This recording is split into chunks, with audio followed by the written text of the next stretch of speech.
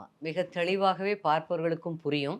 ஆளுங்கட்சி இந்த விஷயத்தில் நடத்தக்கூடிய நாடகம் எல்லாம் மிக தெளிவாக மக்களுக்கும் புரியும். ம். அவங்க நினைச்சுக்கிட்டு இருக்காங்க, ஆளுங்கட்சியான திராவிட முன்னேற்றக் கழகம், முதலமைச்சர் ஸ்டாலின்லேருந்து அவங்க அமைச்சர்கள் வரைக்கும் நினைச்சுக்கிட்டு இருக்காங்க. இத நம்ம முழுமையாக மறைத்து விட்டோம். ஓ! அகமகிழ்ந்து போயிருக்காங்க. பாருங்க 5 மாதத்துக்குள்ள நாங்க வந்து விசாரணை நடத்தி, அ ஒரு பெரிய தண்டனை வாங்கி குடுத்து, அந்த பிரச்சனையவே முடிச்சுட்டோம். யார் அந்த சார்ன்னு ஒரு நபரே இல்ல. யார் அந்த சார்னே இல்லைன்னு அரசு வழக்கறிஞர் சொல்றாங்க. யார் அந்த சாரணி இல்லைன்னு இல்ல. நீங்க நம்புறீங்களா? எப்படி நம்ப முடியும்? எப்படி நம்ப முடியும்? இது என்னமோ எதிர்க்கட்சி அதுக்காக எதிர்க்கட்சி தலைவரையும், எங்கள் பொதுச் செயலாளர் அண்ணன் எடப்பாடியாரையெல்லாம் வாயில வந்த மாரி பேசுறாங்க. ஆக்சுவலா அப்படி அல்ல. இந்த யார் அந்த சார்ங்கிற மேட்டர் எங்கிருந்து வந்தது? பாதிக்கப்பட்ட அந்த பெண் கொடுத்த புகார்ல இருக்கு. அந்த பெண்ணுடைய வாக்குமூலத்துல இருக்கு. கண்டிப்பா. அதுல இருந்து தான் எல்லா மீடியாவிலையும், ம். அத்தனை சமூக ஊடகங்கள்லையும், தொலைக்காட்சிகள்லையும், பத்திரிகைகள்லையும் அத பத்தி போட்டாங்க.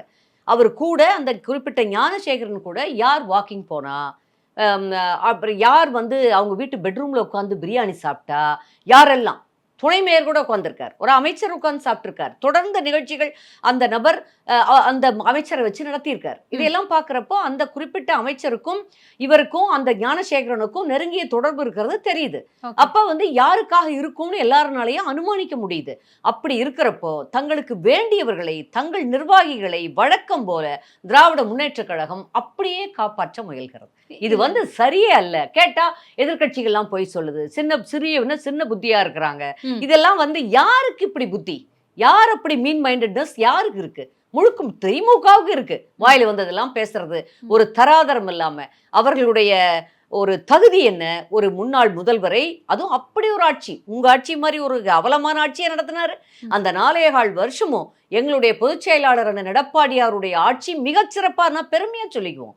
ஆமா, எத்தனை சொன்ன திட்டங்கள், சொல்லாத திட்டங்கள்லாம், தினந்தோறும் திட்டங்கள் அவ்வளவு மக்களுக்கு செஞ்சிருக்காரு. இது எதுவுமே பொய் இல்லை. எல்லாமே ப்ரூவன் ரெக்கார்ட்ஸ். ப்ரூவன், மக்களுக்கு அனுபவிக்கிற மக்களுக்கு தெரியும். Presta Premium Women's Wear.